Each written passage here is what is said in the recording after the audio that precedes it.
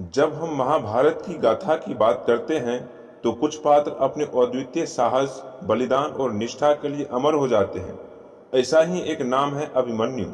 एक युवा योद्धा जो कम उम्र में ही युद्ध कौशल में इतना निपुण था कि उसने चक्रव्यूह जैसे घातक युद्ध विन्यास को भेद डाला। लेकिन उसकी कहानी सिर्फ युद्ध तक सीमित नहीं है। वो एक पुत्र, एक पति और एक वीर सैनिक की कहानी है जो आज भी हमारे दिलों में जीवित है। अभिमन्यु अर्जुन और सुभद्रा का पुत्र था। सुभद्रा भगवान श्री कृष्ण और बलराम की बहन थी। इस प्रकार अभिमन्यु का जन्म एक दिव्य और शक्तिशाली वंश में हुआ था। जब सुभद्रा गर्भवती थी उस समय अर्जुन ने उन्हें युद्ध के बारे में, खासकर चक्रव्यूह को तोड़ने की विद्या सिखाना शुरू किया।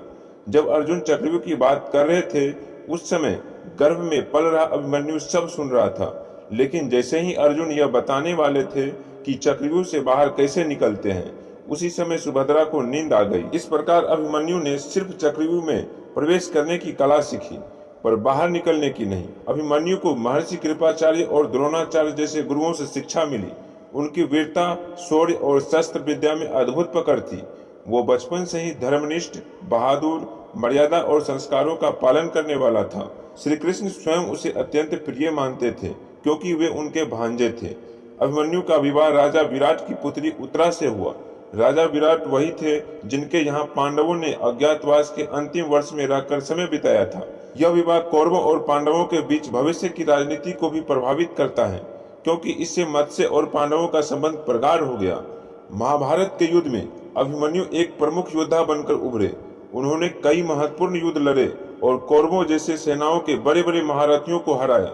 महाभारत के 13वें दिन कौरवों ने पांडवों को हराने के लिए एक विशेष युद्ध विन्यास चक्रव्यूह रचा।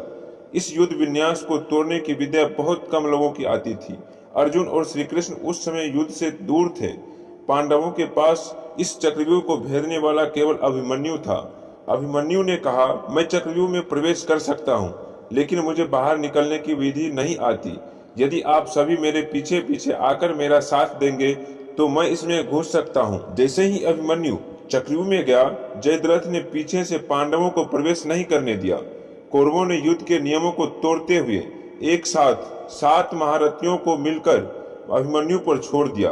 अकेले लड़ते हुए अभिमन्यु ने दुश्मनों की सेना को तहस-नहस कर दिया। उसने दुशासन के पुत्रों को मार डाला और कौरवों सेना में भय फैला दिया। लेकिन अंततः एक निहत्थे अवस्था में कौरवों ने नियमों का उल्लंघन करके एक साथ उस पर प्रहार किया और कर्ण ने उसकी पीठ पीछे से वार किया।